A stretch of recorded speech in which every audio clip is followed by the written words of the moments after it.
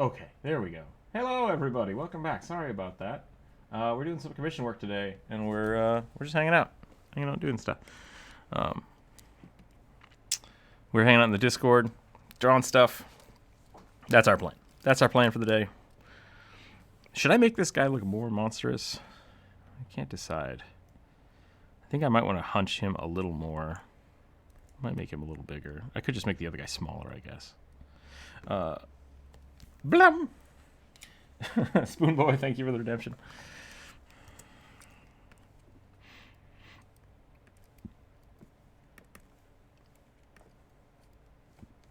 Yeah, a little bit. Yeah, that's the other thing. I think I might start changing my canvas up a little bit. Yeah, Cold Tooth. I don't know. I want to like Pathfinder is a separate entity from D&D, but at the same time, like it's all tabletop. So like you don't have to look at it as a different thing. Yeah.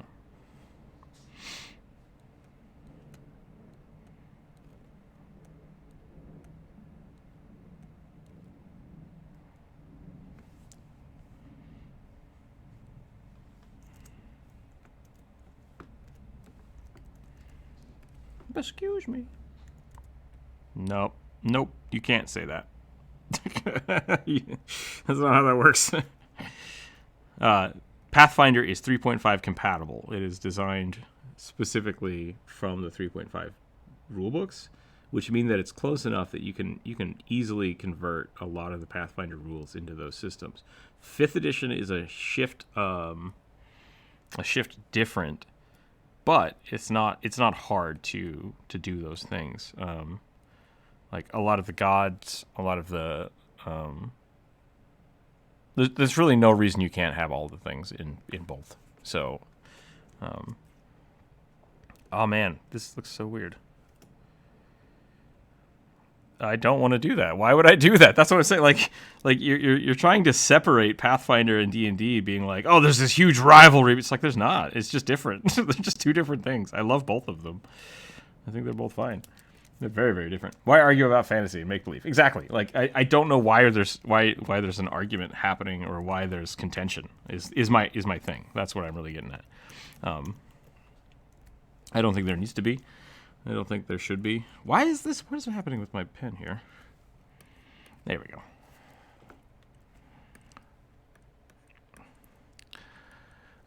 Okay, I will argue that is a fallacy right there. That's the thing. That is toxic. That is a toxic way of thinking. Yep. And I don't like it at my table.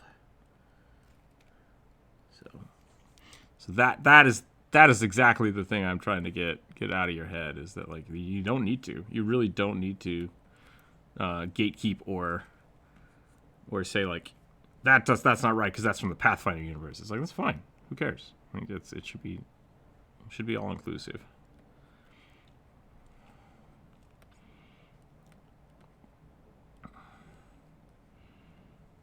That doesn't make it inherently bad, though.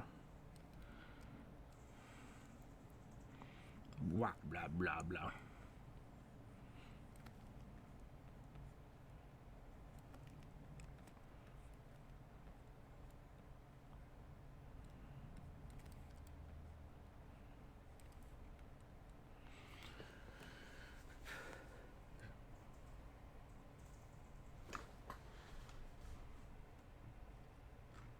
Yeah. I love those little kobolds. Look at those.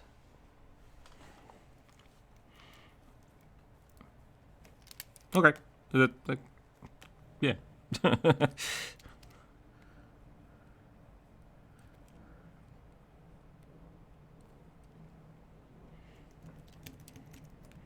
I think we're going to move this hand up. Here.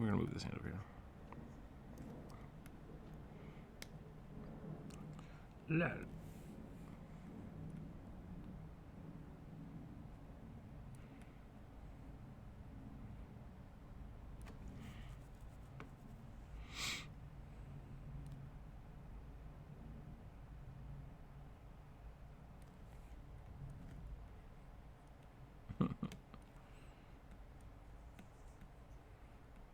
That's fair. I like that.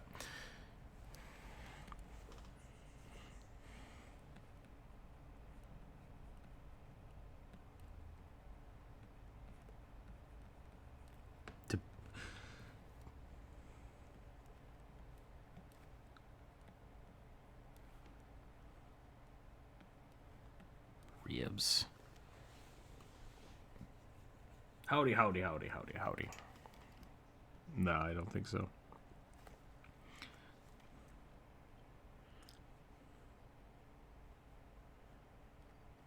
Nope. See, that's instantly you throwing it right back into the like. Well, let's make a fight happen. It's like the Goku versus Superman thing is the exact same argument. Like, it just doesn't need to happen. It just doesn't need to happen. So, yep.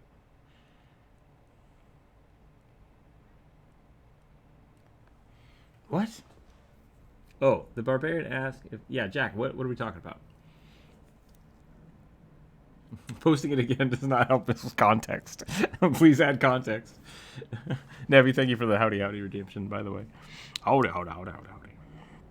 Everybody, if there's new videos out, go on YouTube, type howdy in the comments.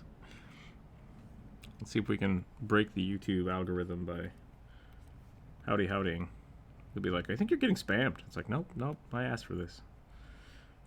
Please do howdy.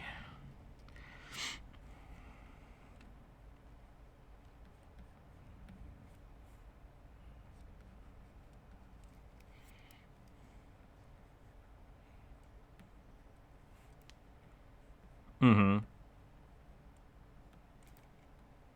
Just type it in. It's funny. I would absolutely love it if people just type comments are good for the YouTube algorithm. That would help me a ton. Seriously, just type anything into the YouTube comments, as long as it's not derogatory or mean. Those are the only two things I will automatically delete, like without prejudice.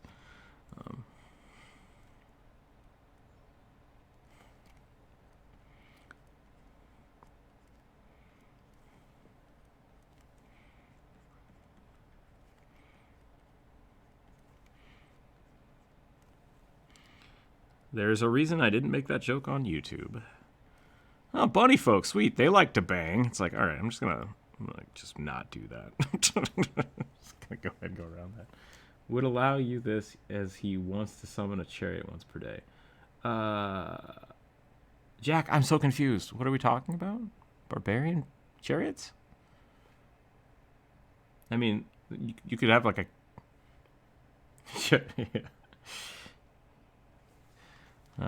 I don't see that that's a problem. I think that's a barbarian wanting to summon a chariot is basically just like a cavalier, right? Like, cavalier or paladins can both just do that, so I don't see why your barbarian shouldn't be able to figure out a way to do it.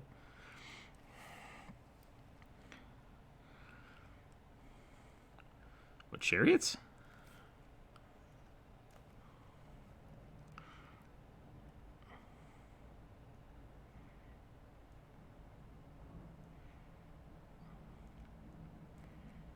It's in 3.5 in Pathfinder. It exists. Go for it.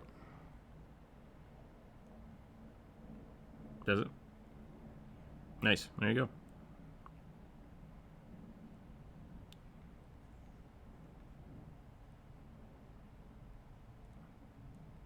I think you just maybe haven't played a game with a chariot. I don't know why that's... I mean, they exist.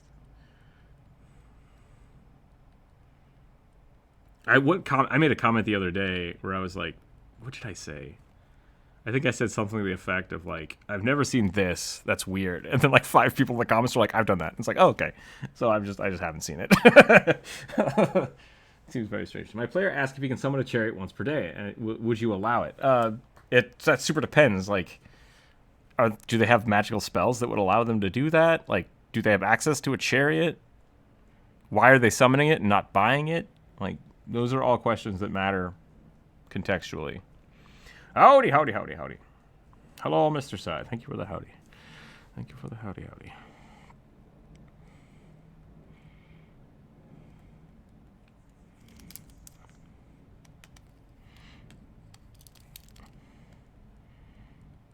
Yeah, I mean that's the thing. It's like I'm totally fine with like a character wanting to summon something, like summoning a cart, summoning a horse. Like those exist. Those mechanics exist in the game, 100%.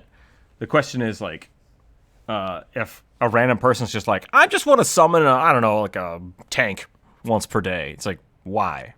Like what have you done that would facilitate that happening? Are you giving them a feat? Are you giving them an item? Is it just solely like my character should be able to summon a chariot once per day for no reason other than because? Which point I would say you need to take levels in Paladin or Cavalier.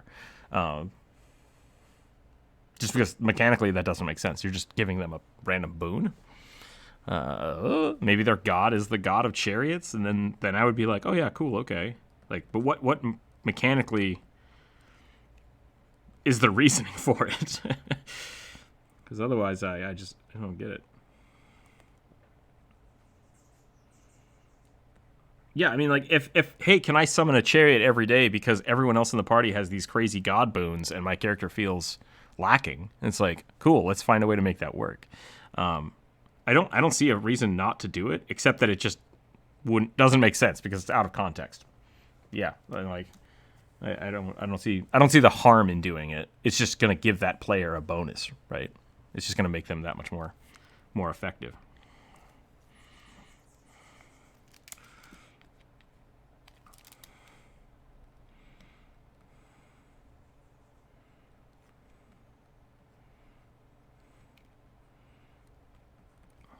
Yeah, I'm going to reiterate that real quick if you don't mind. Basically, what Druid suggested is giving them an item that has summon mount, and then the mount would just have, chariot on it. I think that's fair. I've done that.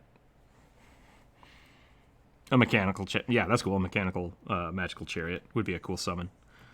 Yeah, I don't see a problem with it. Just make sure you're not playing favoritism, because the barbarian's just like, I want chariot, and it's like, okay. Okay, big boy, here you go. Here's your chariot.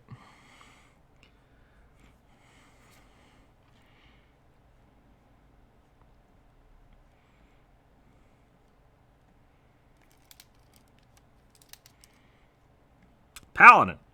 But yeah, I mean that's legit. Like, right? If they are they getting it because of what reason? That's really my question. Why would they have this? And if part of it could be magical item, part of it could be a god boon, like they've won the favor of Apollo, and Apollo's like, here, have a chariot once per day for an hour. It's like, cool, I like that.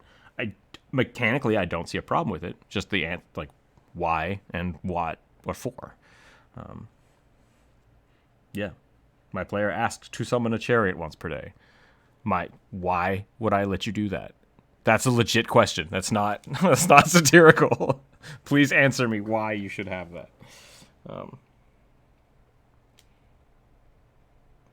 Yeah, if the answer is I just want a chariot, it's like, well, you got to earn it, buddy. you got to earn that chariot. I want to make this head and face just like terrifying as fuck. We're going just like terrifying, I think. I hope that's okay. We'll find out. We're going super venom here.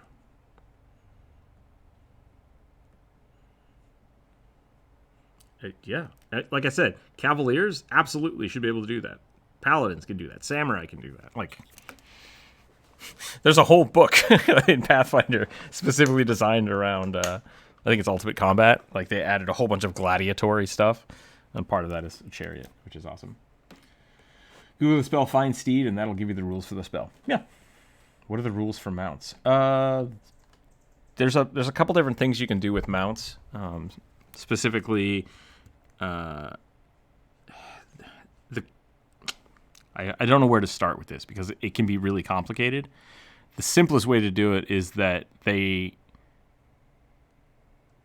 go on the turn with the player that has them. One, like they share initiative.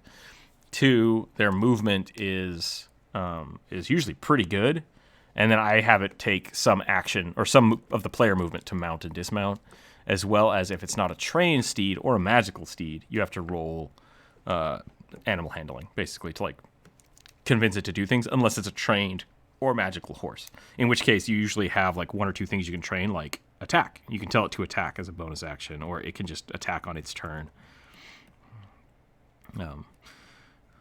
Like paladin pets, I usually do it that way, that they basically can just attack on their turn. But like if you just buy a horse, that horse isn't going to attack unless you like train it to do so. It's just going to be like, shit, things happening, don't like.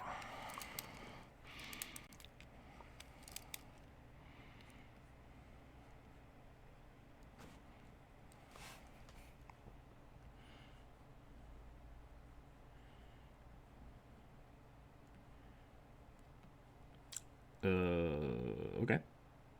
There's tons of magical items for mounts. Like the goat. I really like the goat figurines. It's one of 3 goats.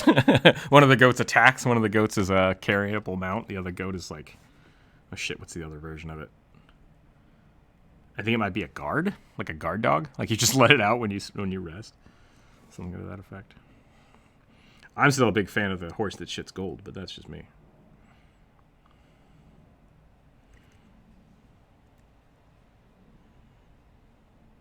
Obsidian horse.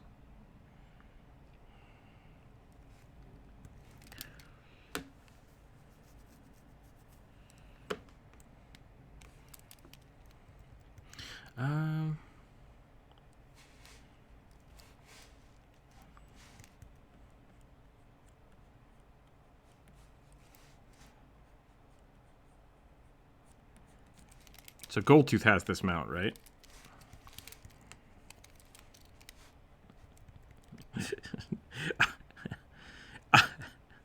I got to play with I got to DM a campaign for Kevin the Necromancer's group, so that he could play, because he's been DMing for them for a while, and I jumped in and I basically wrote down all the evil shit they've ever done during their campaign, and then I had them all touch these magical boxes that could only be opened by good aligned characters.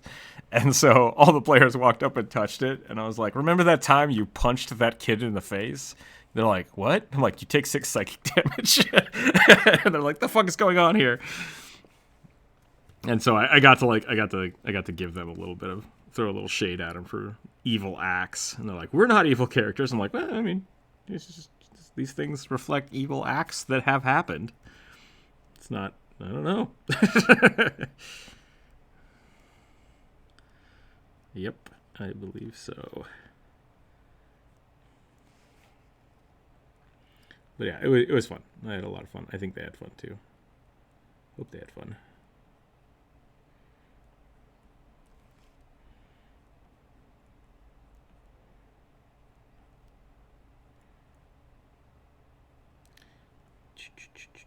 Consequences. What level would you allow this? I mean, so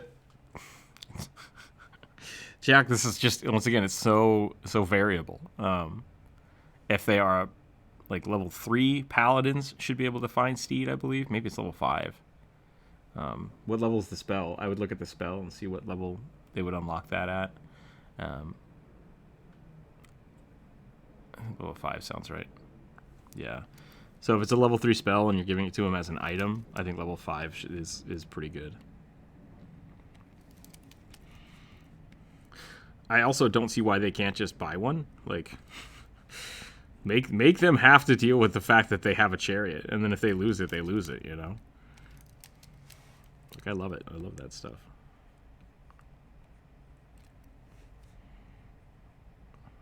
Yeah, there's no reason they couldn't just build a chariot. They get access to lances.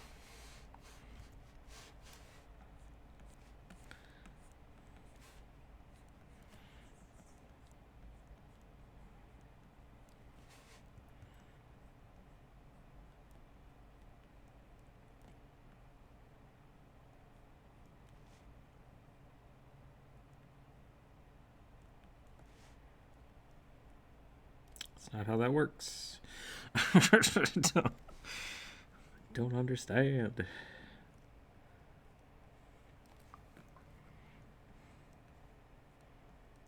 Money and time. You want to do something in D&D? Cool. It takes money and time.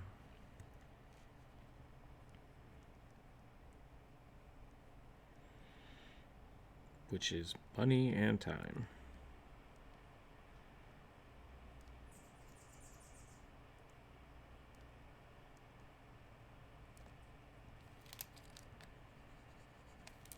Slave labor. Cool. Evil act. Done. I don't want to get into another argument about this. He wants to play Hercules, and I believe that he summons his... So that is why. Yeah, I mean, that sounds like some God Boon shit right there. I honestly, though, if you're playing Hercules, I don't know if Hercules would be a barbarian. You can absolutely play it that way. Don't curve or swerve at me. Don't at me about that. But if you're playing a barbarian, you want to play Hercules, you can summon a chariot. Cool. Like, yeah, I would say a level 5-ish. You should be able to do that. The other thing is you could give it to him earlier. But just like they won't have the proficiency to like really use it, until later. It's like letting someone start the game with a horse. Like, that's fine. Like, there's nothing wrong with that. But they don't get any inherent bonus except that a horse is on the battlefield. So maybe at level 1 it's basically just transport, but then as he levels up, he starts taking feats that allow him to be more proficient with it. You could definitely start throwing in some cavalier or paladin abilities. Like, I think paladins get the ability where they can transfer health or damage from their mount to themselves or vice versa. That could be kind of cool. They unlock that as you go. So they start at level 1 with the summoning chariot, but then at level 3 or 5 they can basically use the chariot to deflect damage or whatever. You could also have it be part of his rage. Whenever he rages, he can summon the chariot, and that then he gets the strength bonuses and the extra movement, but nothing else really matters. Maybe just give him an extra 20 feet of movement while he's raging in the chariot. There's a lot of different ways you can go about doing it. It's just a matter of what you want to do.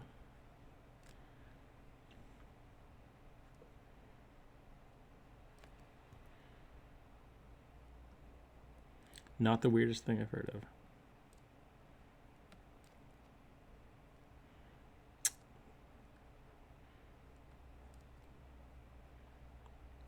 I was going to say extremely inefficient, but it looked cool.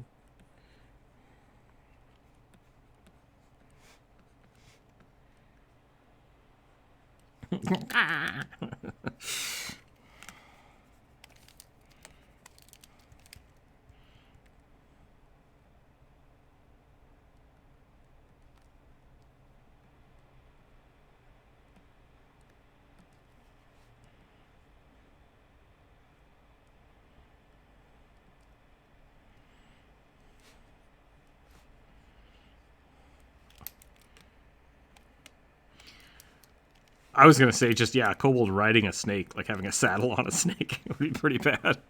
Like, shit, what's happening? Or a T-Rex, yeah, T-Rexes are always good mounts.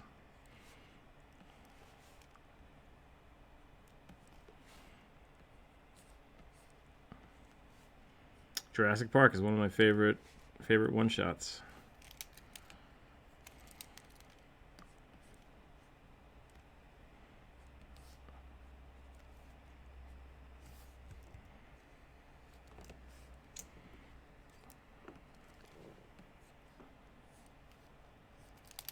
Dinosaur campaigns are really fun. The druid, the dinosaur druid, is really broken because dinosaur CRs are so janky in Pathfinder. It's like, a CR level 3 Stegosaurus. It's like, excuse me? I'm a huge creature. Thank you for the siege warfare advice. The barbarian looks used to be a monk, but got fireballed to death by an orc. Okay. Oh, like they re-rolled a new character. I was like, how does getting hit with a fireball make you go from a monk to a barbarian?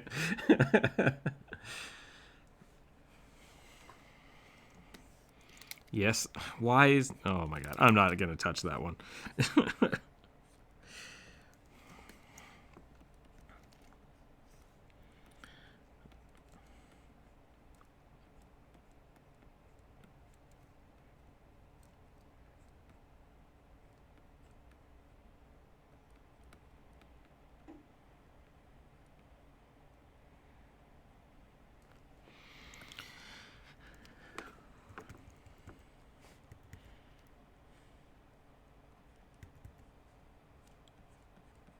'Yeah. That's my thought.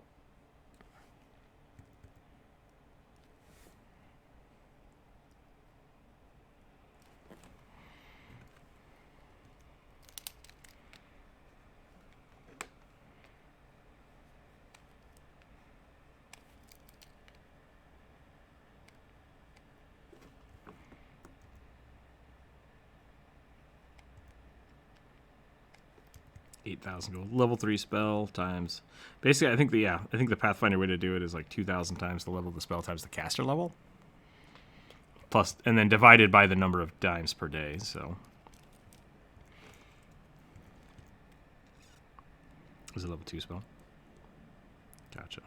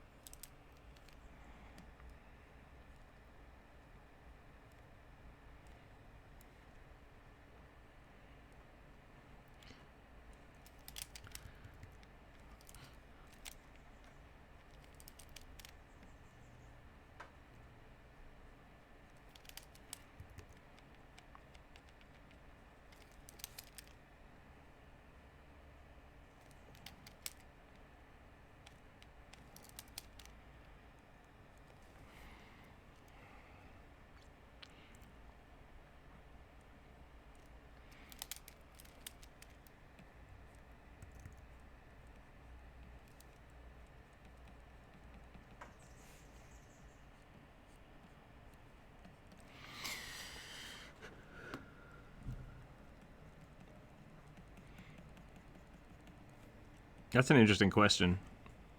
Like, is the chariot itself magical and that's what you're summoning? Or is it, like, are you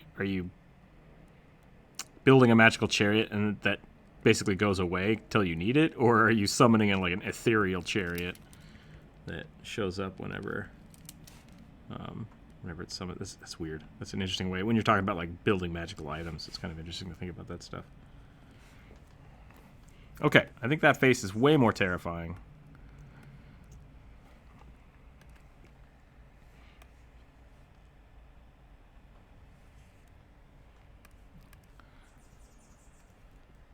I don't think anybody's arguing that you can't.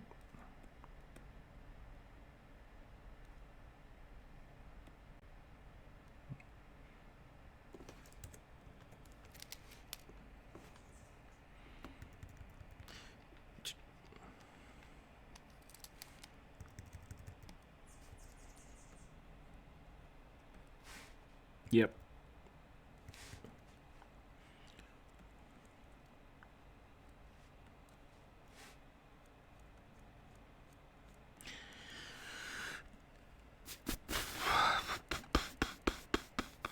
It depends on the game.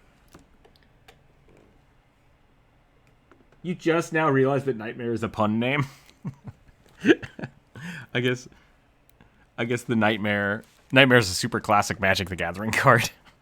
So I've seen the Nightmare a lot written in print. Yeah, that's funny.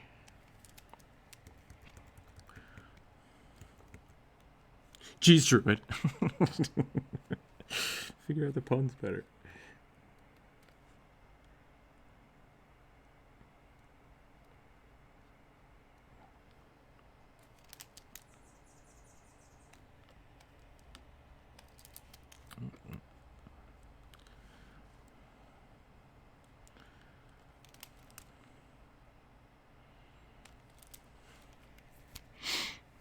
I like this face much better.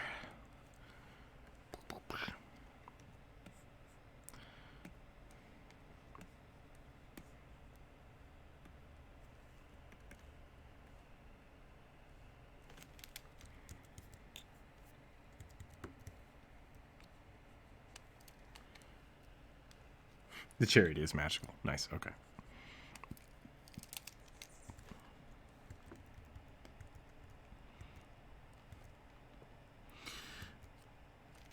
I think, yeah. So Mercer is using like the potions in 5th edition are not supposed to be video game potions. They are super powerful, and in Pathfinder, they limited them to level 3 spells for the maximum level that you could craft a potion, because they wanted wands to be more powerful. So like you can buy a potion of cure wounds, or you can buy a wand of cure wounds that is way more effective per gold. But, it's just you have to use all those charges over and over and over again. Where a potion is supposed to be something that can be drunk very quickly, like in addition to a spell being cast. And so I don't disagree with what Matt does with potions, making them expensive. I think potions should be expensive, but at the same time, I like potions as a viable means for people to not rely on healers. And with them, they had so many healing potentials that it made sense to not let potions be like. He wanted the healers they had to burn their spells, right? Like it made them feel more powerful. So.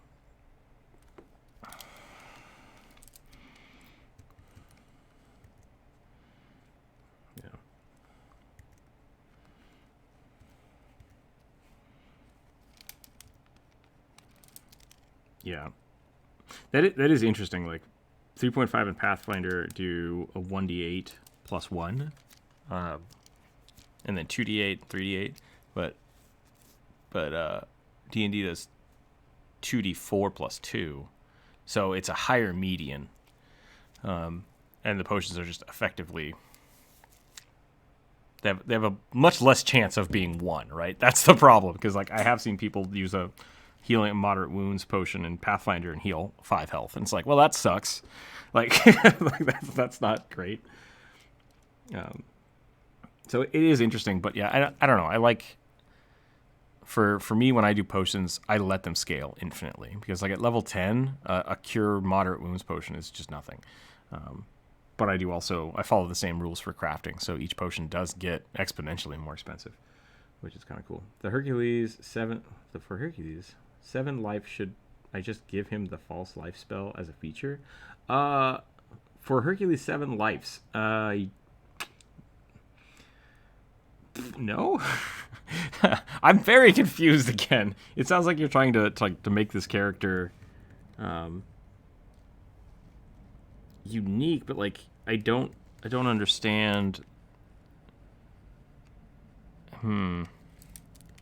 I think you have too many things trying to go on at the same time. Like what's the benefit of giving him all these extra life things? Is it just to make it more flavorful? Like if he's a barbarian, I mean, you're basically making a blood rager at this point, which would have the false life spell, so that's fine. Like you could definitely just do that. But if you're gonna move that direction, yeah, just make him a blood rager. Like don't make him a regular barbarian. Because you're going to all of a sudden start having him have spells and things and abilities, and now 2 spell-like abilities on top of his regular kit. It will only be 1 life.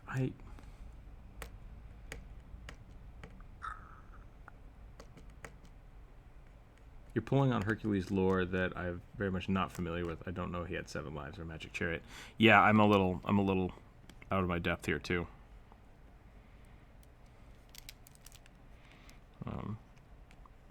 I would go back to the drawing board and see like maybe there's a better class, or maybe just him being an Aasimar is enough, because then they have their like small healing ability. Because it sounds like you're trying to reinvent a race and class to make Hercules. And I don't know if that's necessary. Don't know if it's necessary to do this much home brewing.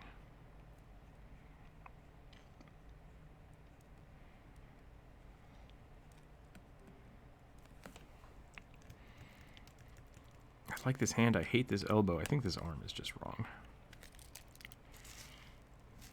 Because the bicep should really be up here if this arm is twisting that way.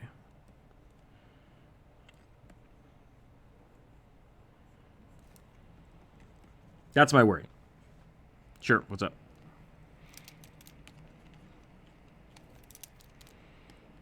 Mm-hmm.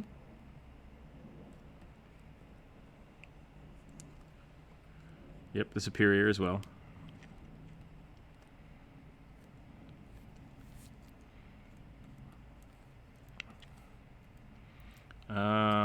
I do not know about the Elixir of Life.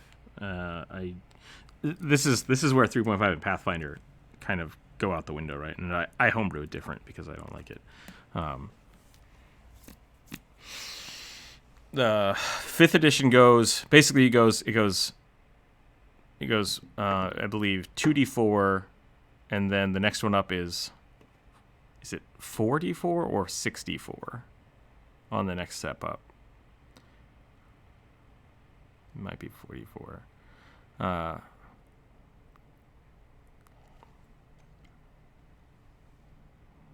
No, I think pretty sure it's 2d4. I could be wrong.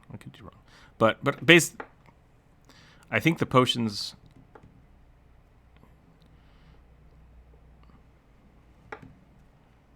Yeah. The other thing people don't look at is when you buy a potion, you're almost always buying it at the lowest cost point. This is weird D&D economics. But when you craft a potion, it's based off of your crafter level, so you're most likely going to get a higher level spell put into it, right? So instead of it doing 2d4 plus 2, it goes to the maximum, which would be 2d4 plus, I think, 5. So a crafted potion is going to be cheaper and better than a potion you buy at the store, because the people at the store are always going to use the lowest level possible to make it cheaper. And that's something that I really enjoy doing with Pathfinder games. Is like you can find a superior healing potion that's like 8d8 plus 12 or plus 20, because it's like, yeah, this is super good and it's really expensive. And I'll put those in dungeons sometimes. I'll be like, you found this one magical potion that is just going to heal a shit ton, which is fun. I really like that. I really like that kind of stuff.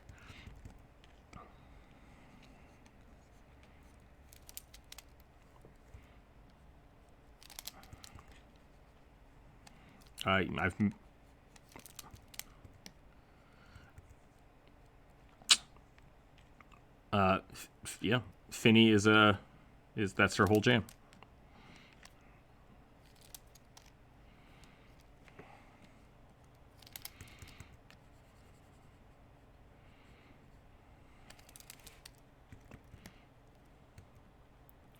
Yeah.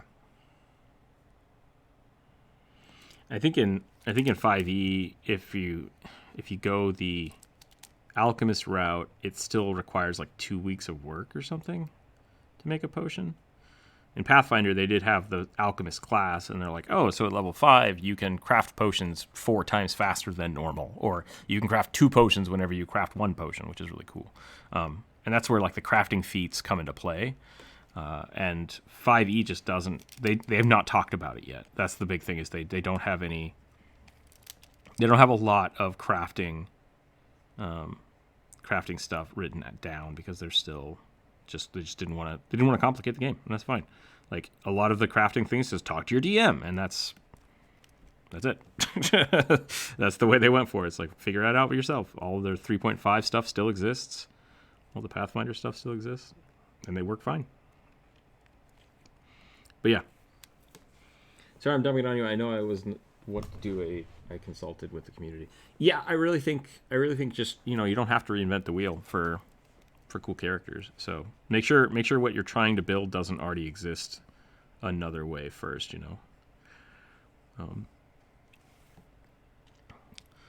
Druid help. This doesn't look right.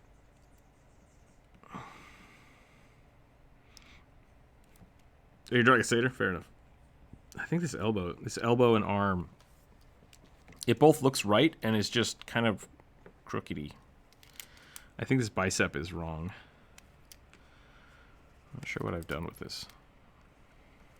It might just be too far away, you know.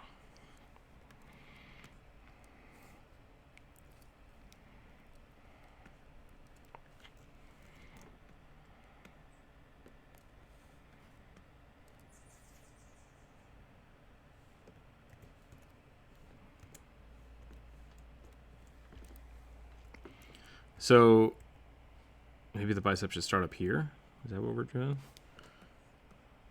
And then the bottom of the arm. Yeah, okay. I can see what you're saying.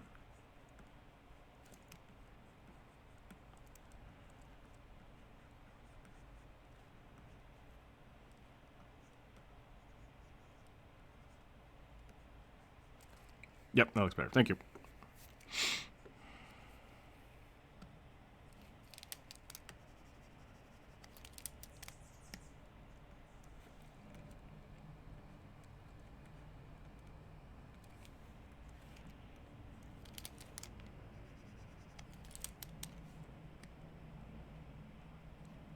Living magical armor? Yeah. Why wouldn't that be rare? Yeah.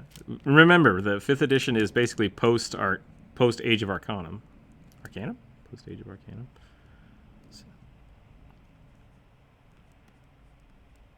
Yeah. I assume you're getting that from the Ereborn books. Because basically living armor is just like sub Warforge, right? It's just like it's a less enchantment than a Warforge is.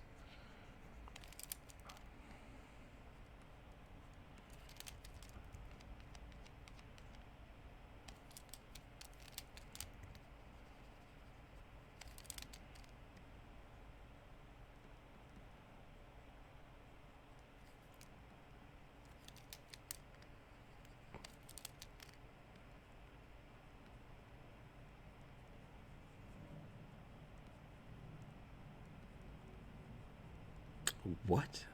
I don't know what you're looking at. I don't understand what you're talking about. I'm gonna look that up.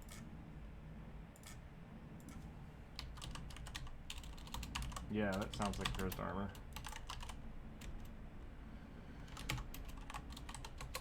Then you have resistances to necrotic, poison, psychic, symbiotic, and oh yeah. So you basically have resistances to a ton of stuff, which is cool. The armor can't be removed while you're attuned to it, and you can't voluntarily end the attunement. That's pretty great. That's pretty great. I like that. Yeah, it's super evil living armor. It is. It's cursed. This hideous armor is formed with black chitin, beneath which veins pulse red and sinew glitters. To attune to this item, you must wear it for an entire attunement period, during which time tendrils start burrowing inside of your body. Yeah, that's not good. I mean, like, it's cool, but it's it's not supposed to be like a happy fun time.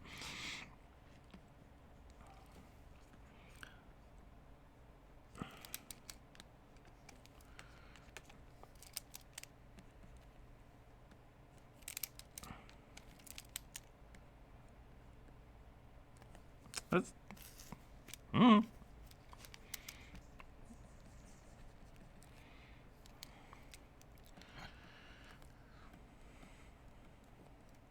Yeah, I don't either.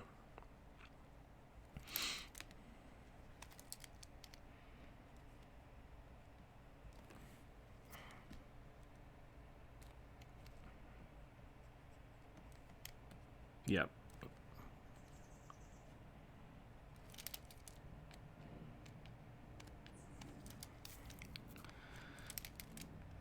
It would be stranger if there was just a shit ton of cursed magical items floating about.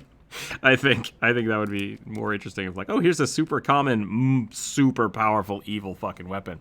Like every Bond villain forever would just have armies of living armor.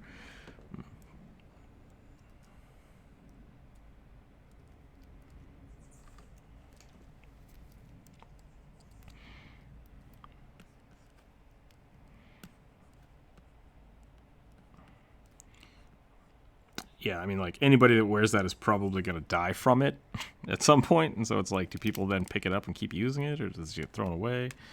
Let's see. Should I do this, though? Character focus quest where he goes from human to Aasimar. Yeah, that'd be pretty cool. I think that's fine. I've done stuff like that. Yeah, every few levels, they just slowly shift. Does mana have a specific color? Is the color chosen by the caster or the magic type? Yes. I think traditionally things like necrotic damage have been green. Divine magic has been kind of gold, but you can change all that. It's up to you. There are no limitations on your creativity.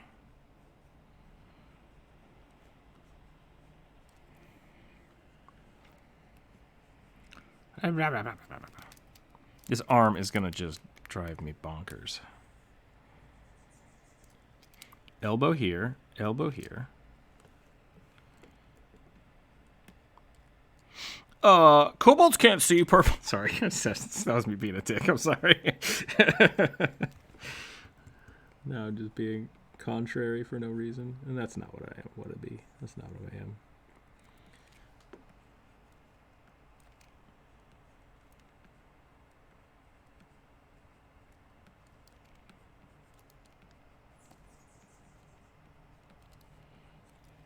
Yeah. Yep, no, there are no limitations when it comes to the magic. As long as it fits your character, I'm happy with it. Butterflies.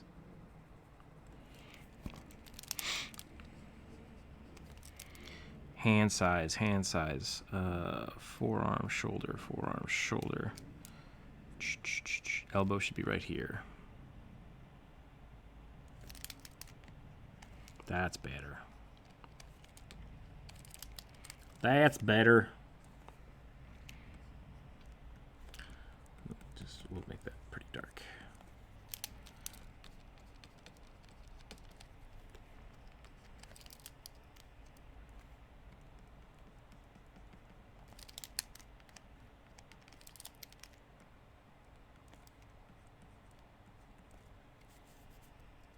Oh, is that what's going on here? Interesting. This peck should be much bigger. Much bigger. There we go.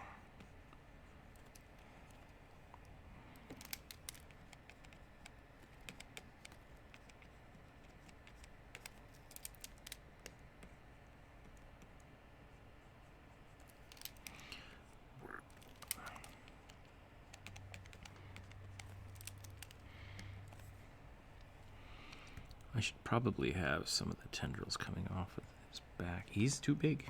I've made him too big now. He needs more. He needs more tendril space.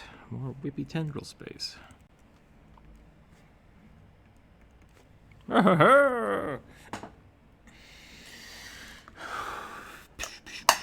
a symbiote.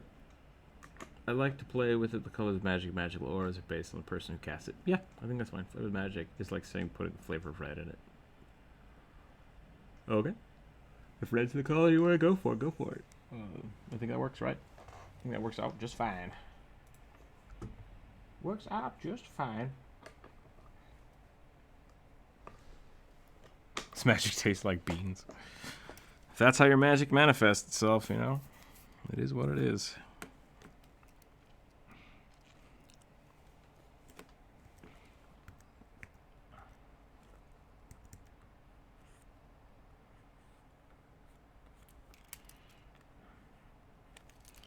Beans, lots of beans, lots of beans, lots of beans.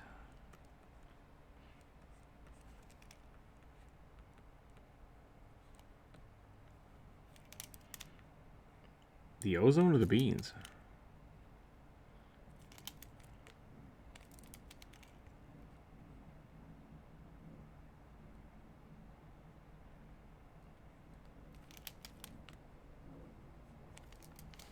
I love that movie.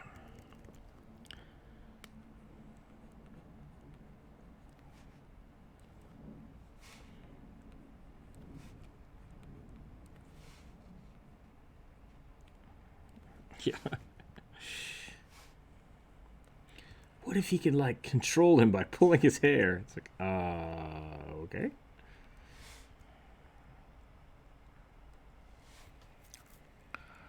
Yeah, that's not how anything works.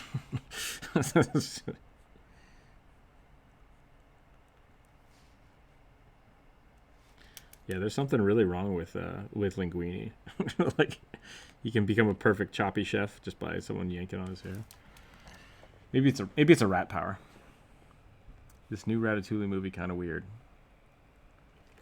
Is there a new one, or is that just a joke?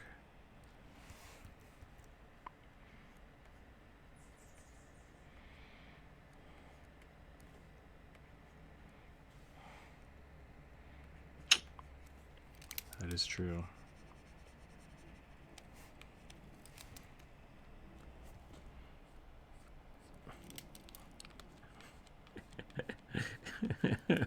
That's an interesting argument. What was that? Oh, I was watching Shaman King. And they're like, we kill people, and then we take their souls, and then we put their souls back in their bodies, and then we control them as zombies. And it's like, isn't that just bringing them back to life? Like, what's happening here? Someone explain this to me. Someone, I'm very confused.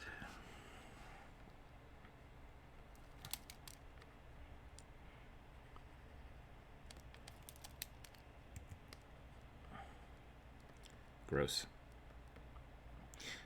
I would argue so that there's that goes to the like intelligent undead. That's always been my thing. Like the necromancer is using their willpower or the charisma to like force the body to move. And then if that's gone, then the zombie stops working, the skeleton stops moving. And so an intelligent undead, like their soul, they're using their own willpower to move their body around, but they're technically, not alive. Like that's the way it rolls in my head. Correct. Yeah, they're just their magical essence is pushing the body around like a puppet. Which I think that's what Shaman King is trying to do. It just feels weird to me that they would like, haha, we've killed you. Now I'll put your soul back. It's like that makes them alive again. Like, don't give them control. Undead.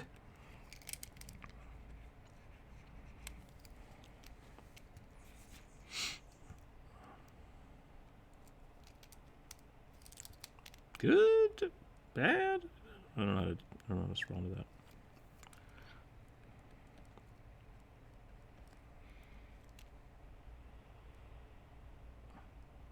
Oh, that's not a new thing.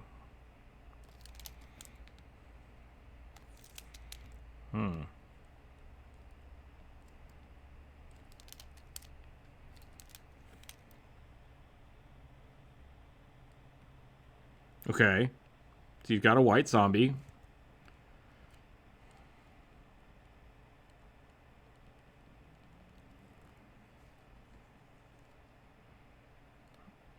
Is this a YouTube video that I can watch, or is this unique? Is this something you came up with? Yeah, I would rather just see the post. Unless it's that bearded dude who just screams into his microphone, in which case I don't agree with anything he says. Very few things he comes up with make any goddamn sense.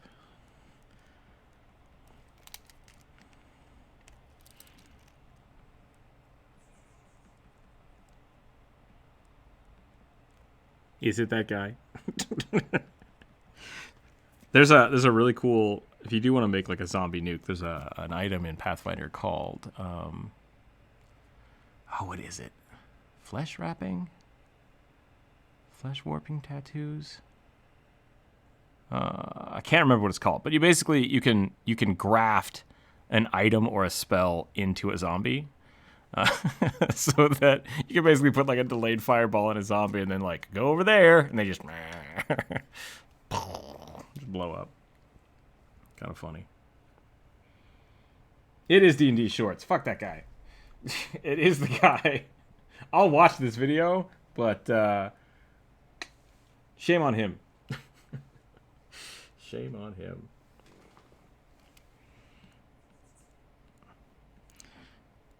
Everybody likes his content because he just blatantly disregards any like form of rules or like common sense.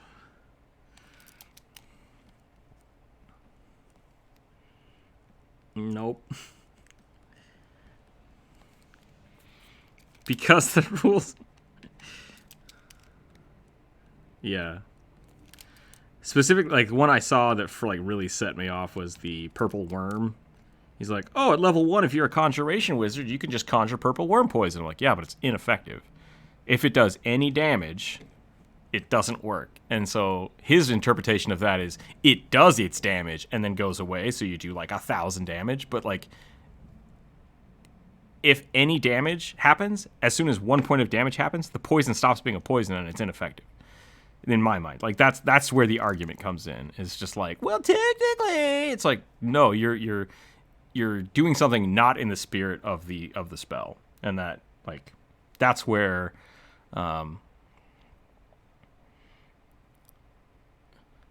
it's like the opposite of the rule of cool. It's just like it's the rule of douchebag, and it makes me mad.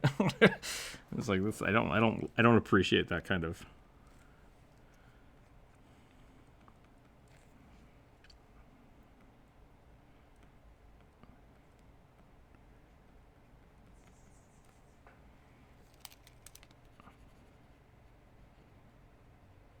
Probably. Yeah, probably.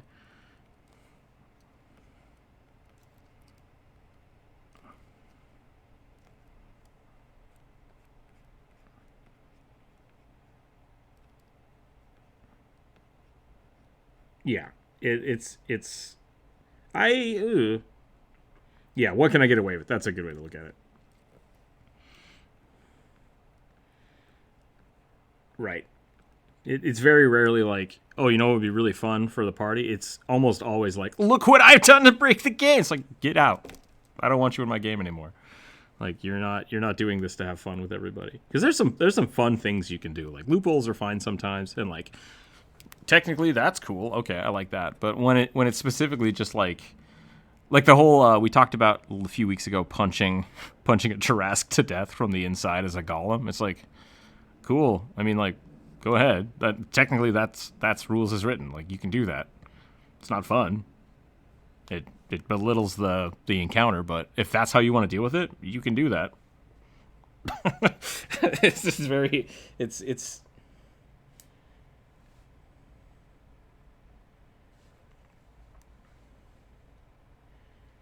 right. Yeah, the what is that called? It's like the rail gun where you just like, oh, technically on each of their turns they pass it 30 feet, so it's moving. The problem though is like in the spirit of the game, all of this is happening in 6 seconds.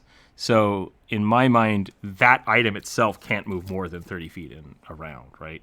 Um, and so it's the spirit of the game versus the like the cheese of it, and it's like I don't appreciate that in a lot of my games. Saying the taste of red is a metaphor makes no sense. The taste is subjective. Okay. Yeah, synesthesia could definitely be a thing. You can taste colors. I've known a few people like that.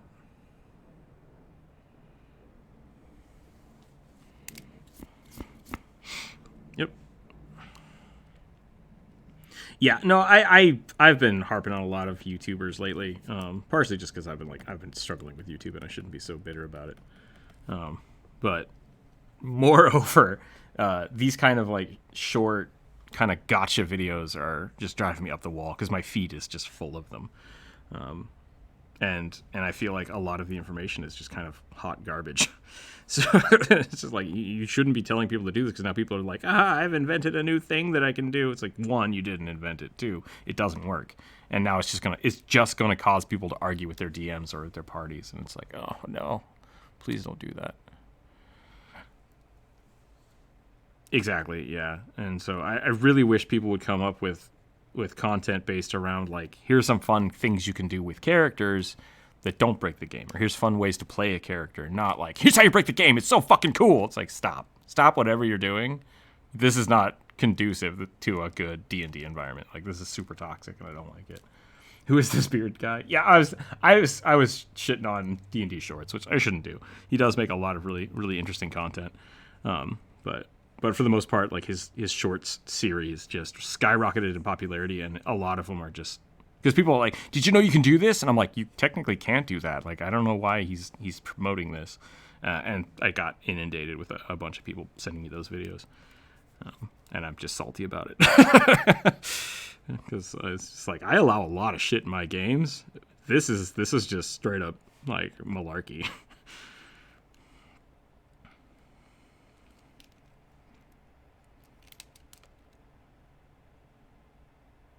Yeah.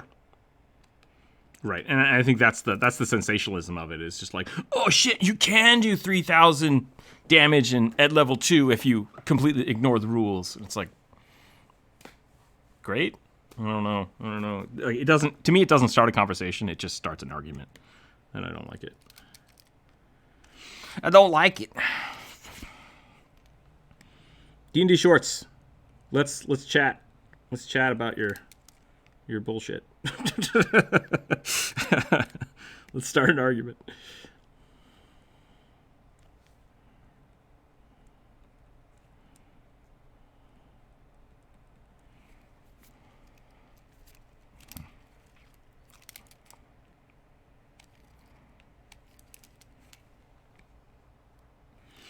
I'm not into it.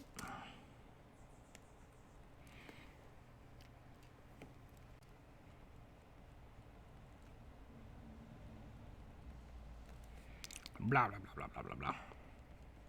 I think this is coming together. I think I have a lot of really dark lines, which I don't want. So I'm going to have to come in here and clean this up.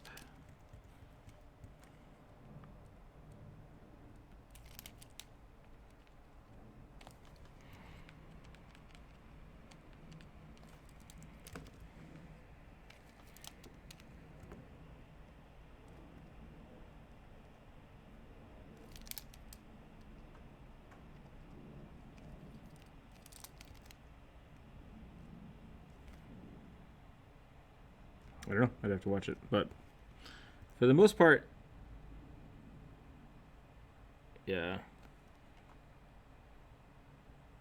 There's also the argument of like, oh, just get a level 20 character. It's like, if you're a level 20 character, just do whatever the fuck you want. Like, it's like, stop trying to like find a loophole. Just like, there's enough stuff in the book that at level 20, you're just like, I want to take over the kingdom. So I polymorph myself into the king after being invisible and kill him. And now I'm the king of the nation.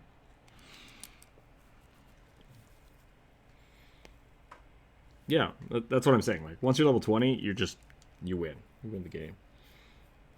You can cheese when you think it's necessary, like the rule of cool, but I don't cheese to break the game with everyone else. Yeah, it's just, it is what it is. It's cheat codes, right?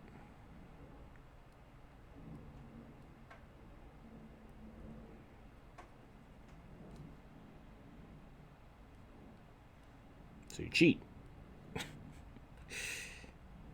No, actually, I think that's legit. I don't know why you would lose your if you're polymorphing into another creature, and that creature has a breath weapon. I think that's fair. If you polymorph back and back again, you're still. That's weird. That's interesting. So you're going from one dragon using your breath weapon, and then casting the polymorph ability of the dragon to turn into another dragon to cast their breath weapon. Is that what you're doing? You're like chaining into dragons?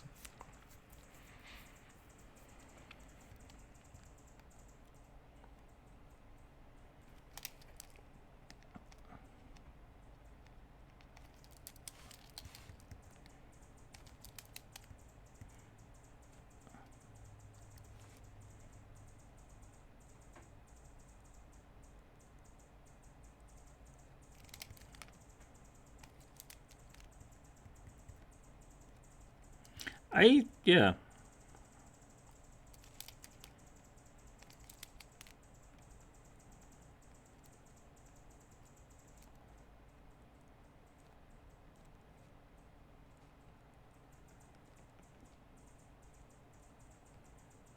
To transform.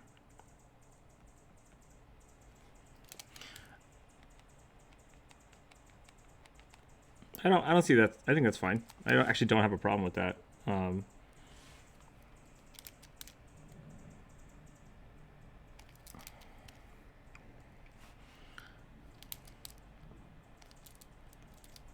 Yeah, I think the argument that you would have to make there is like when you shape change back to the other dragon, do you have to keep tabs on like their recharge state? And I would argue no, because you're still burning the action. The cheese with it is just haste, which once again, I don't see that being an issue. Yeah.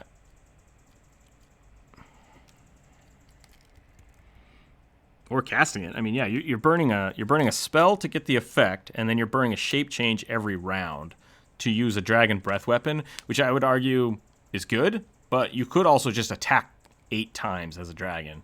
And I think it's just as effective if you can shape change every round. Yeah, I think it's I don't have a problem with that. That sounds like a cool strat. Still. Well, yeah, but so what I'm saying is you can attack 3 times, and then you get your hasted action and attack 3 more times. So which is more effective? A 1 breath weapon a round, or I guess 6 dragon attacks. Which that doesn't sound right, because you get bite, claw, tail, wing, right? If you're turning into a level 20 dragon.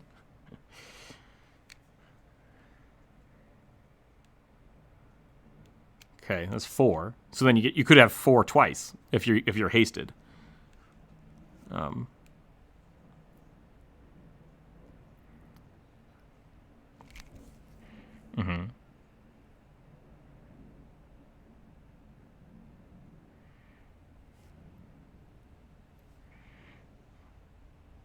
Right. Yeah. I'm arguing you don't.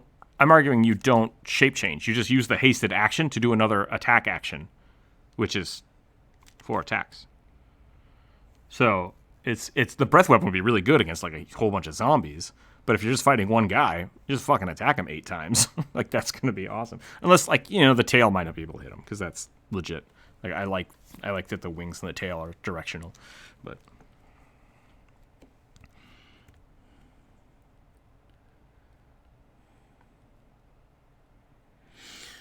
Let's look it up. I could be wrong.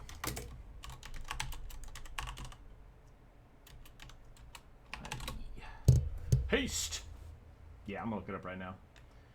Choose a willing creature you see within range till the end of the turn. Target speed is doubled. It gains 2 AC. AC advantage over dexterity saving throws, and it gains an additional action at the end of its turn. This action can only be used to take attack, 1 weapon attack only. Okay. Dash, disengage, hide, or use an object. You can't cast spells. So because we looked this up, you can no longer do that.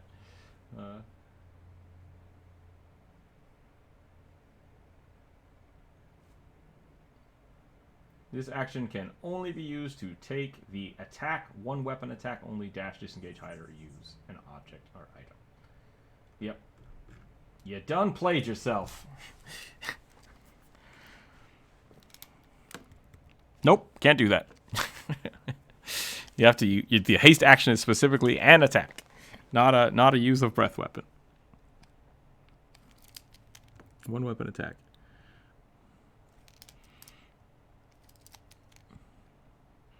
You done played yourself. Yeah, breath weapon is not an attack. Breath weapon is a standard action. So I would still allow it. I think it's interesting. I think it's a fun way to look at it. But I would also allow the haste to be. I think it's much better as an attack action. Makes it way more powerful, which is great because, I mean, usually you're not hasting yourself. Usually you're hasting someone else. So if you're giving up your turn to boost someone else, yeah, give them a whole fucking turn. I love it.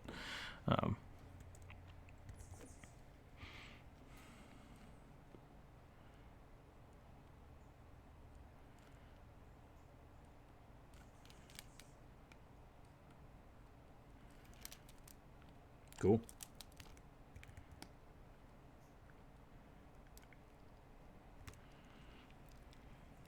Does it look like he's licking his hand? Maybe I don't need the... Maybe I'll do this. Maybe I'll make his tongue smaller.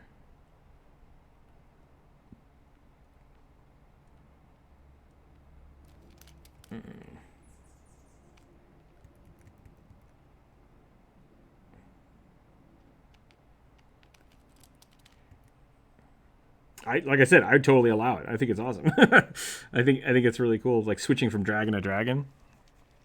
I love that kind of shit with druids.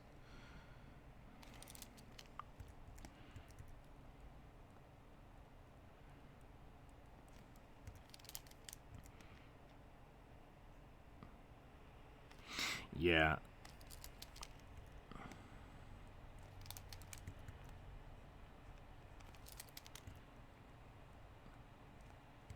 I get it now. Yeah. I get that now, yeah. I totally get where you're coming from, Druid.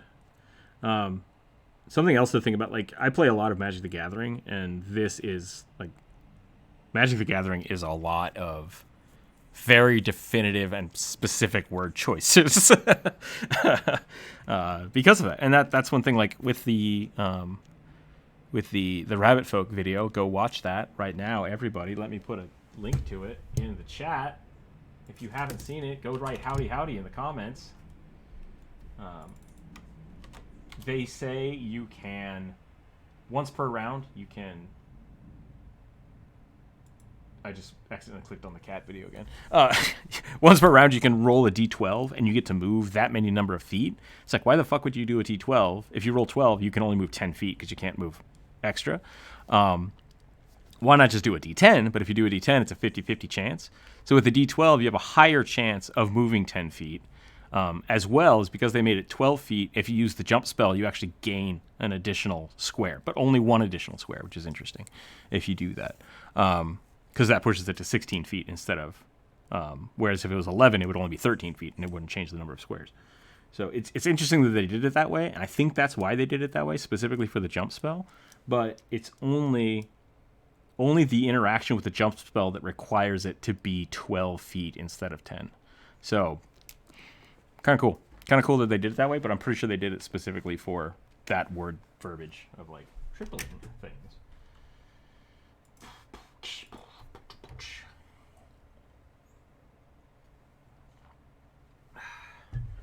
Does the card say specifically target? Here we go. Everyone, go watch this video. Go write howdy howdy in the comments. It's great. It's great. I love it.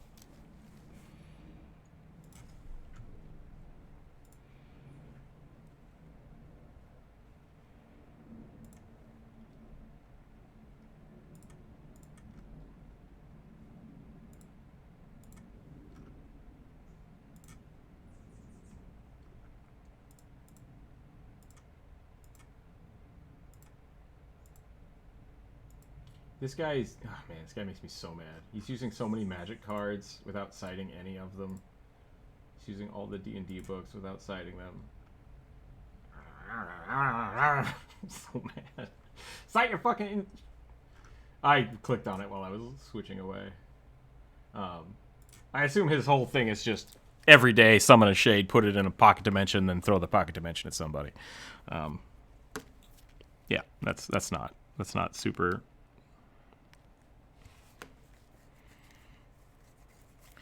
Kevin the Necromancer. We built him a Gara-esque palanquin that is his what the hell is it? It's the undead construct. I can't remember what it's called. The Fleshcraft? Necrocraft. His Necrocraft basically carries around this little tiny palanquin that we enchanted to be a bag of holding. But the balance out of was, can it be a bigger bag of holding but only hold undead things? And I'm like, deal. And so he just, like, he takes all of his skeletons and throws them in this bag. And and then whenever he's in trouble, he just starts hucking skeletons out of the back of this guy. I thought it's really funny. Yeah, that kind of stuff's great. I love that stuff.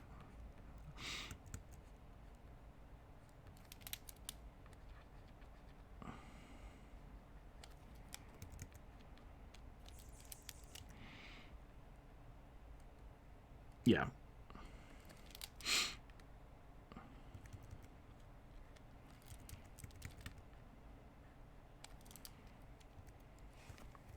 Yep.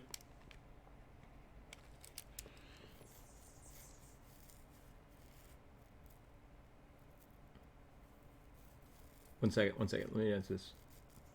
One of my players asked why spells don't combo over IG Fire plus Ice equal Blast. You can do that. It's up to the DM. It doesn't do that because it's complicated. What were you saying, Mr. Sai?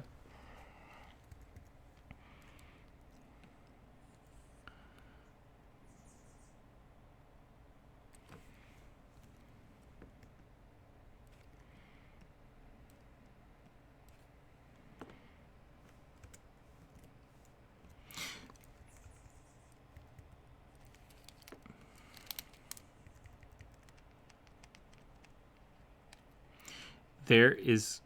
It depends. Yeah, there's the old school reasoning of necromancy being all the healing magic is necromancy. It was that way for a long time. I don't think it is anymore. There's also the difference between healing and gaining hit points, which once again, very specific word verbiage. My thought behind whether or not a necromancer is evil versus using necromantic magic, like inflict wounds, is basically consent, and that's not a joke. It's very much a specifically the difference between a resurrection spell. In the text it says a willing person or willing soul can come back, so like you can't force somebody to come back with the resurrection spell. But Animate Dead does not have that stipulation. If they want, they can make a will save, I believe, to not come back, but Animate Dead is very much just like you're coming right back. And so I think that's why they shifted away from all of them being necromantic, because necromancy is just the manipulation of the body and the soul, I guess, the spirit side as well. And whether or not you're an evil necromancer or a white necromancer, which is a classic cleric necromancer build, is just whether or not you are doing it as like I'm controlling these bodies or you're utilizing these bodies. Like this, it's a different attitude.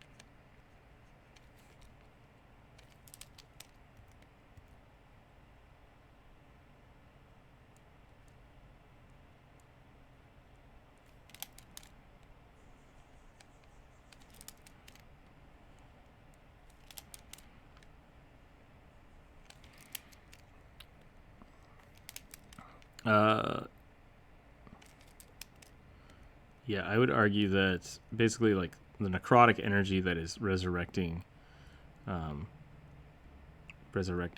random corpses is usually, at least the way I play it, the way I always play it is someone's left the will there, right? Like so it's not just like oops, too much stuff.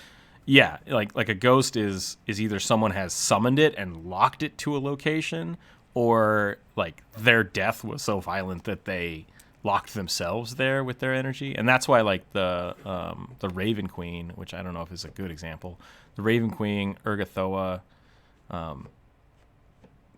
basically don't like random skeleton abominations because it's just like you're just leaving shit around. Knock that shit off. That's not the way of the world.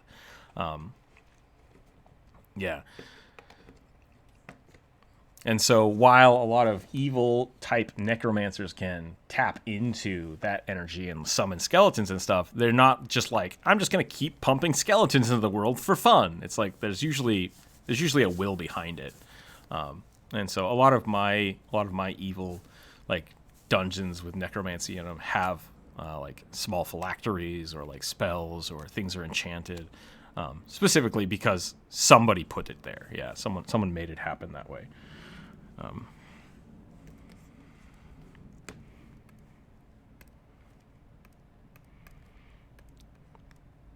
Yeah, Oh yeah, no, you can summon it. You can summon it. I'm saying like undead in the world wouldn't happen naturally. that's where I'm going with it. Like something has to set it off. Something has to summon it or leave that like An evil lich's phylactery is just leaking necromantic energy into the environment.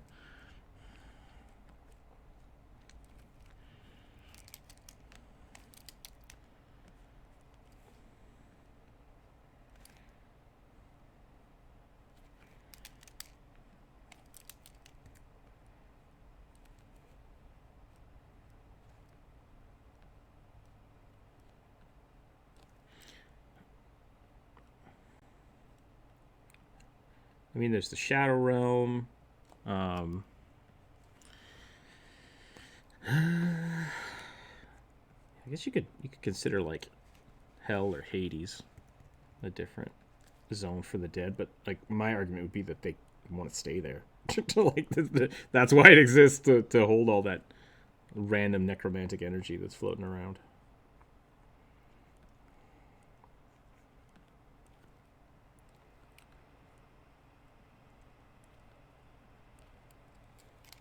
Nothing, enough like what? Nothing.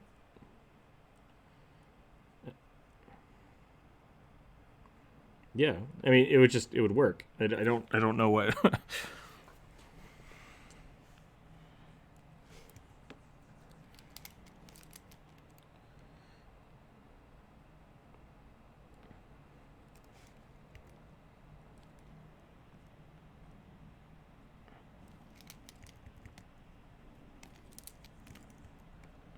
I don't know how to answer that question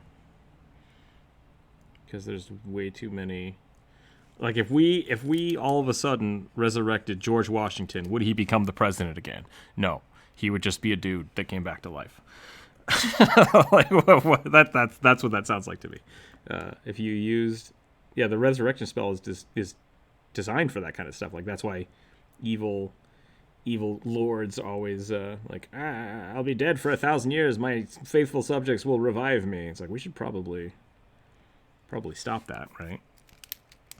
They should be just, yeah, make sure that doesn't happen. I don't see why there would be a like anything weird besides that person just coming back probably at their normal level. If someone's spending the time and effort into reviving that, they're probably gonna be subservient to them or control them, you know.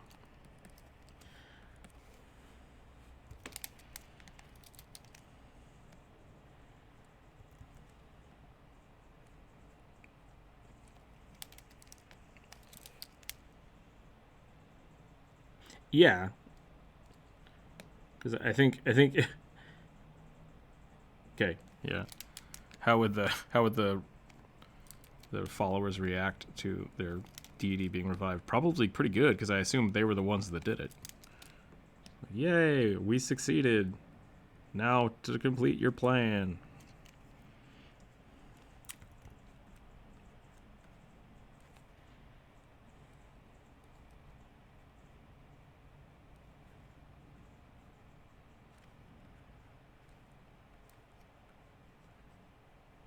That would be unfortunate.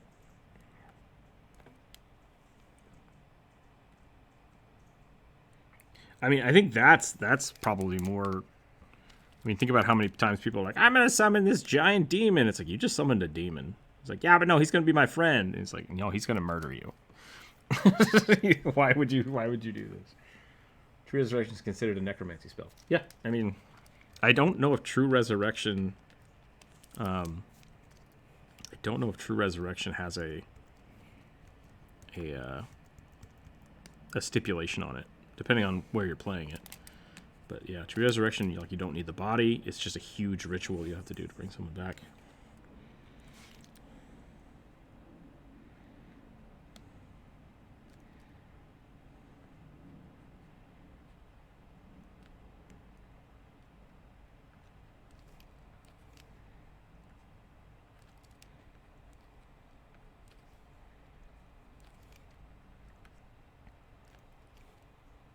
Nice.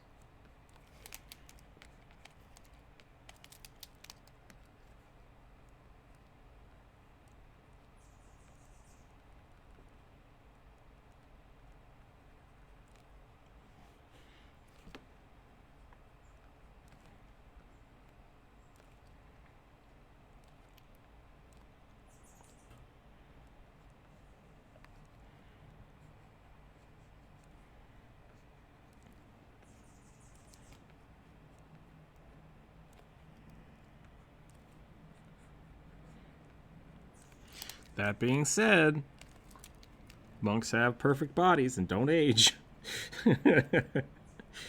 Super fucked up.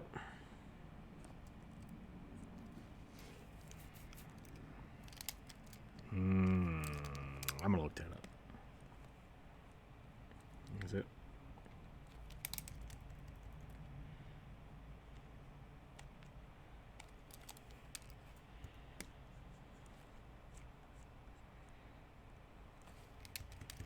Reincarnate's fun.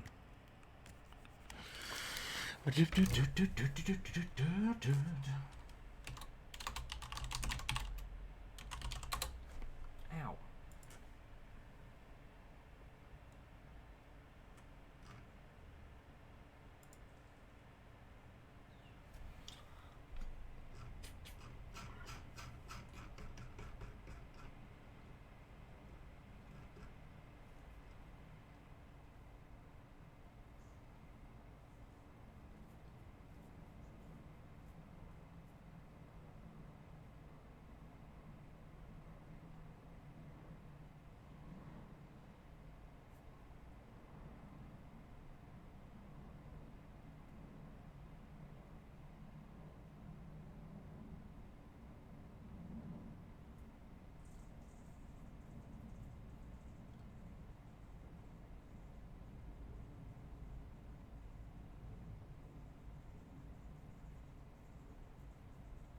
Can still die in old age. You're right.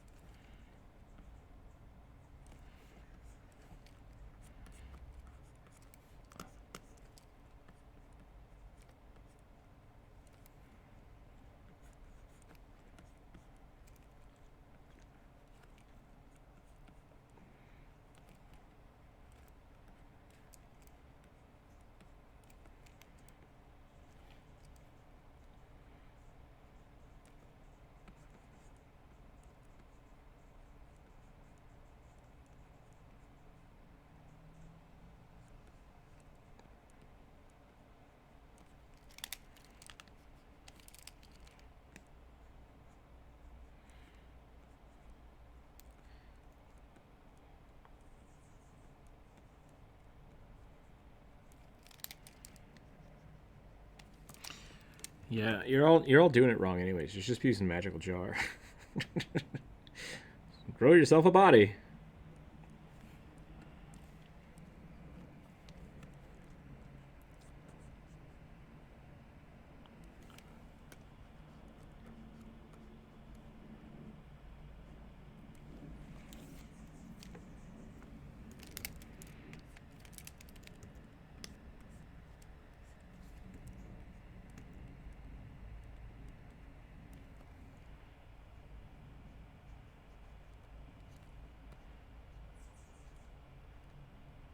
Operation Phoenix.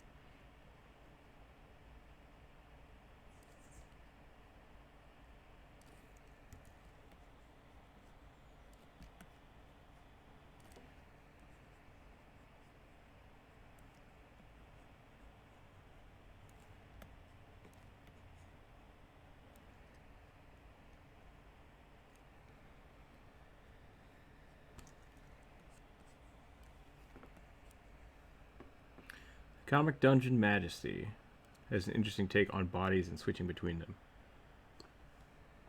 Cool. How's it going, Mayo, by the way?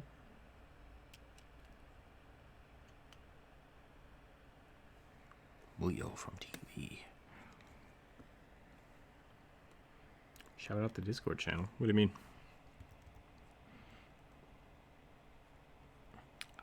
We are on Discord.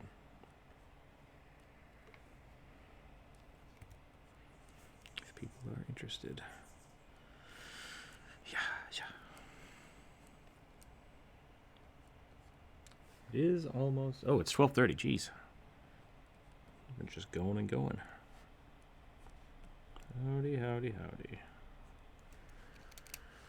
Come hang out in the Discord.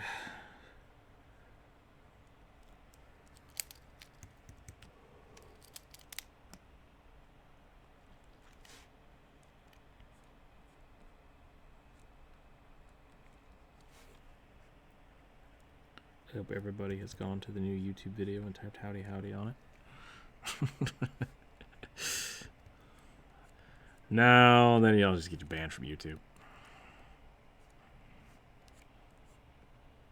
That's not what I want.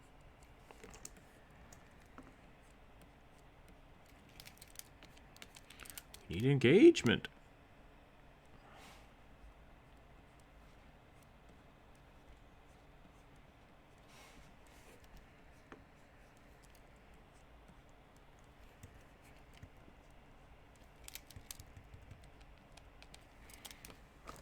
Oh, man.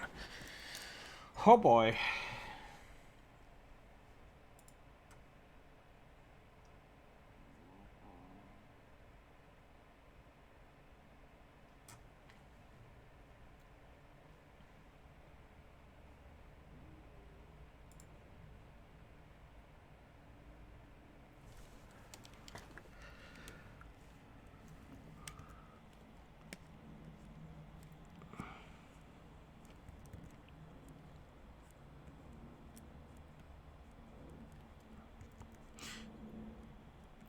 Yeah, I think that came from 3.5 because there was a lot of that was a lot of the problem. There were just so many books and so many spells that you could basically just like, well, this doesn't say that I can't just do this all the time, so I win. And it's like, well, that's great. So Pathfinder has taken a lot of that stuff and really like fine-tuned it. And that's I talk about the rule of cool is fine, right? Like, oh, I think that sounds awesome. Let's do that. I'm fine with spells doing kind of off the wall things. But at the end of the day, like, there's also the intent. Like, there's the rule of cool, the as written, and then the intent of the spell. And that goes back to Magic the Gathering. Like, that's a good example of that is Extort. Extort was supposed to be like, haha, you lose 1 life and I gain 1 life. That's a neat ability. The problem was they didn't word it well enough. And then so it says just other players lose life and you gain that much life. So if you're playing a multiplayer game, it's like everybody loses 1 life and I gain 5 life. It's like, holy shit, you did that with how much? Just 1 mana? That's broken as fuck. And they're like, like that was the entire thing. And they're like, well, we never meant to do that because we didn't design these cards for multiplayer games. And it's like, well, you didn't write it in a way that it makes it work for multiplayer games. And right now it's a problem. So it was just kind of an oversight. And I think 3.5 ran into that as well. And then Pathfinder kind of took their time and like, okay, so we need to make sure that we're wording this in a way that we know the use cases for these spells.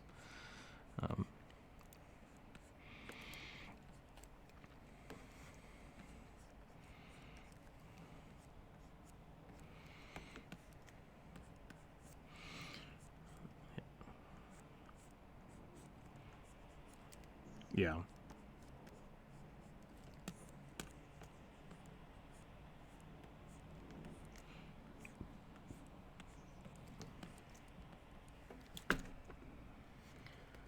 What would be more terrifying? Subjective question. A swamp of undead or a glacier of frozen undead? I don't see the difference.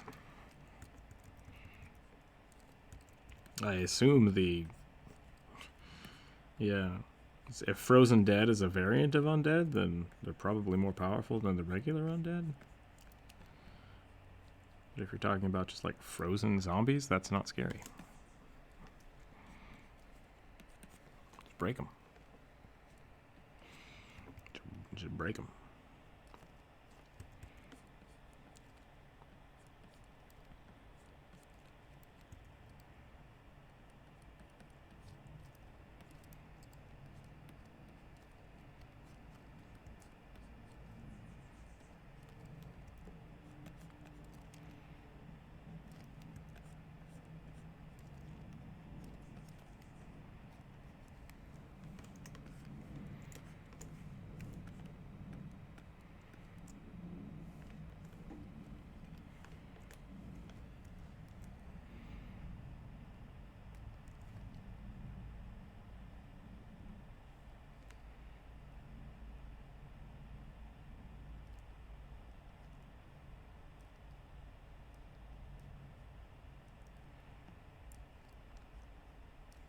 Those are two very different situations. Could not tell you.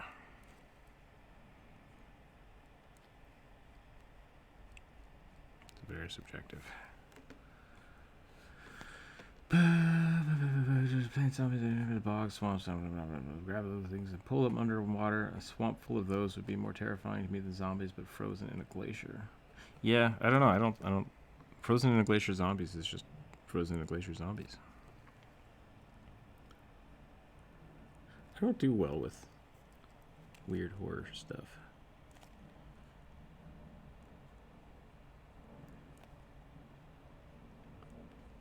I don't react negatively to it. Like, so like the blood room, right? Like that's a good horror puzzle to me. But like if you put my character in there, I wouldn't be freaking out. I'd be like, oh god. I'd be like, oh, that's cool, right? Like, I don't know. So it's hard for me to say which one of those things would be scarier because I don't know. Maybe I just don't really care about my characters. Oh, well, we're gonna die. Oh, great.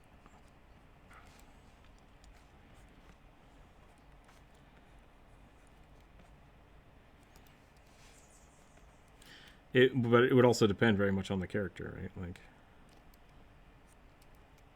1, why are you in a bog? 2, why are you on a glacier?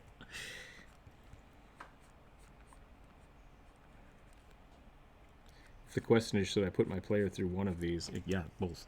Do whichever one. Both sound fine. I don't know which one is going to be more terrifying because I don't know your players. I don't know your characters.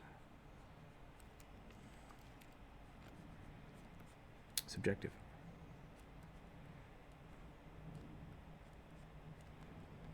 Sierra was playing some zombie game last night that I've never seen before.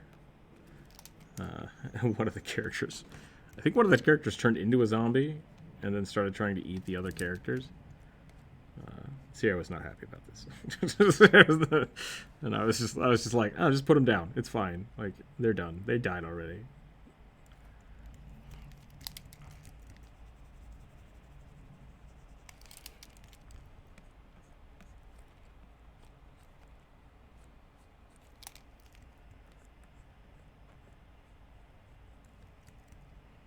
Zombie apocalypse rules. If I can turn into a zombie, fucking put me down.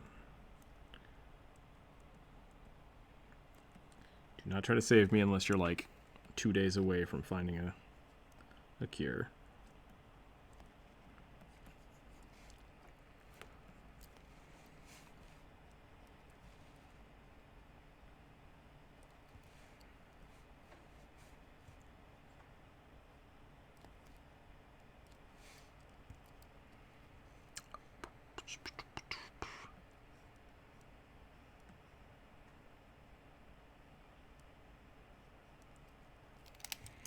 I kind of like this idea of the belt. This was supposed to be a foot. This is his foot back here, I think. But like, it looks cool as a belt. Maybe I'll change that. I might also maybe make his pants a little more,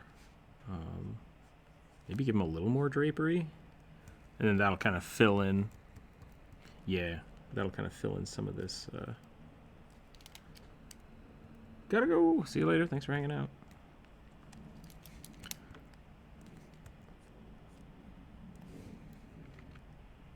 I do want him to have big old muscles. I should probably go start some lunch.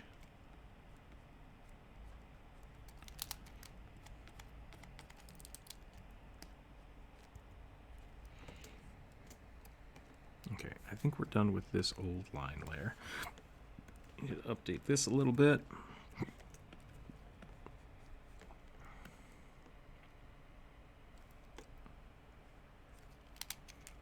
Try to survive, Mr. Sai. I would try to survive.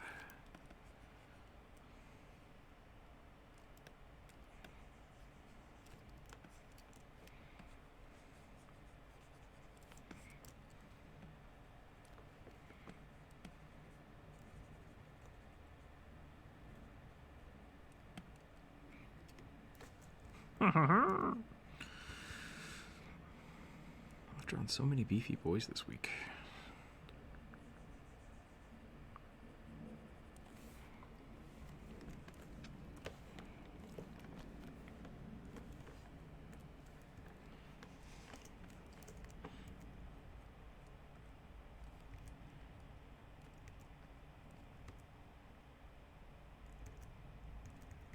Oh no, I forgot. If he has the eyeball on his hand, I probably need to put the eyeball on the symbiote.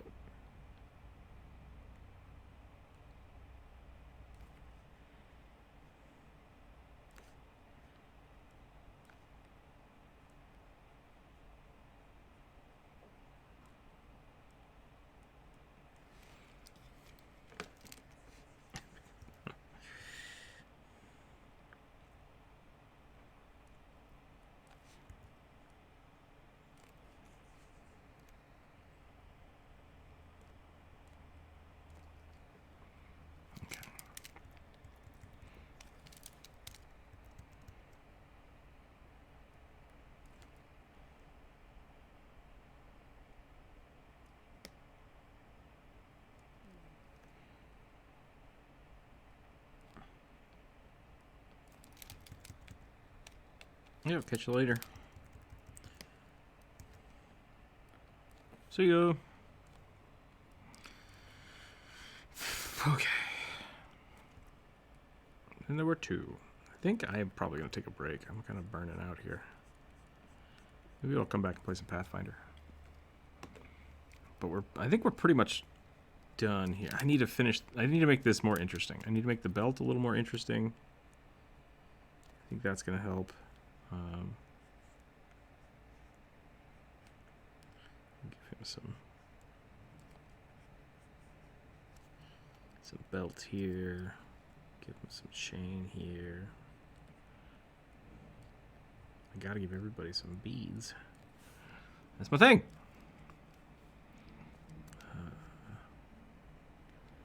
The knee here. Right here. Put the leg here. Should I go make lunch and then come back, or should I raid somebody and then come back? That's the question.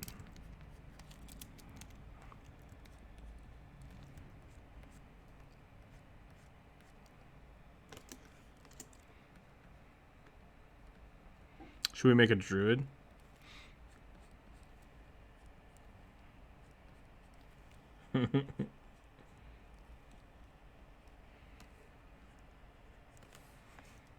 Cyclic reincarnation. I don't think I've ever used that one either.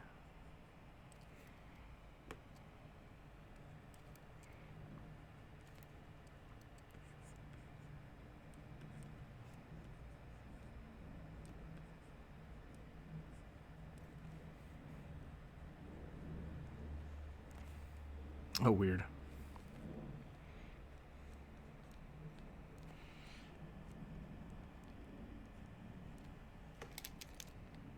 Gotcha.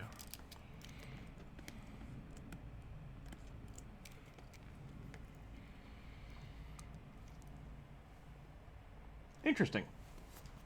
That's kind of cool. All right, I think that is pretty good. I think that's pretty good line art layers. I am probably going to make these legs a little different. Dang it.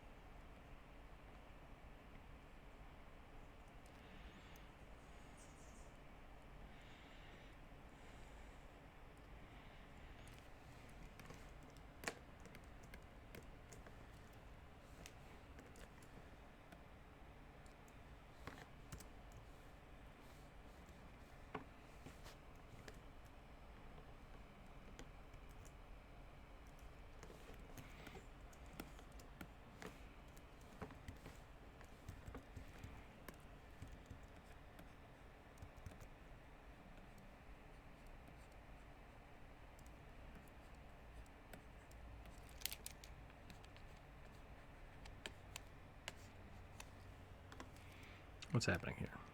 Okay.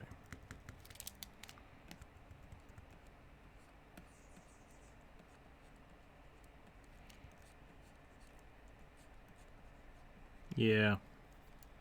I can feel that. I need to stop staying up so late to finish those videos. I need to budget my time a little better.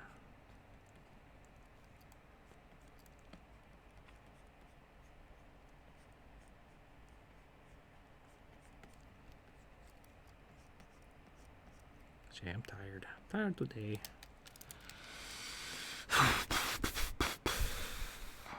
That looks better, but that's still really funky. Something is just wrong with this leg.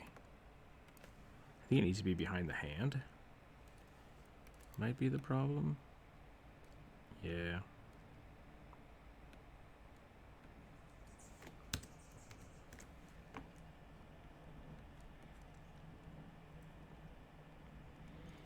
Maybe I'll give him knee pads. That could be interesting.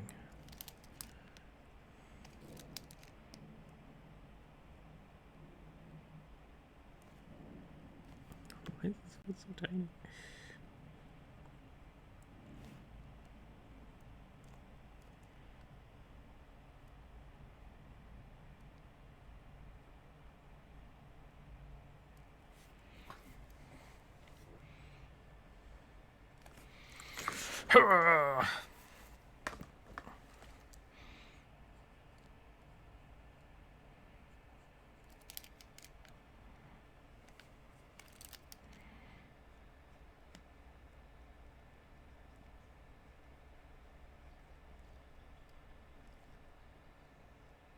We'll put another eyeball on the belt. We could put a star on the belt too, I guess. That would be on brand.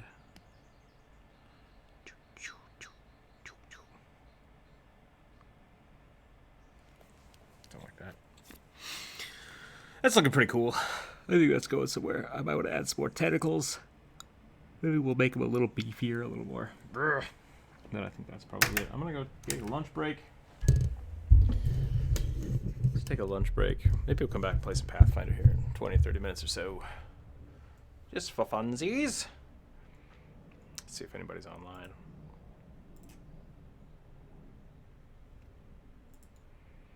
Back to Twitch. Who's around today? Who is around? Hey, Fred Lallis is around. Playing No More Heroes? Yeah, let's go check that out.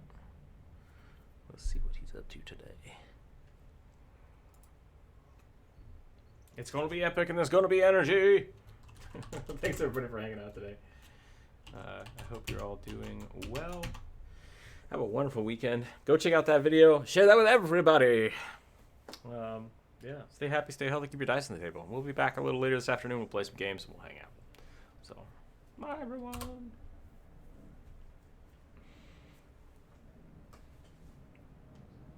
Oh, I'm gonna go make some soup. It's gonna be delicious. Soup.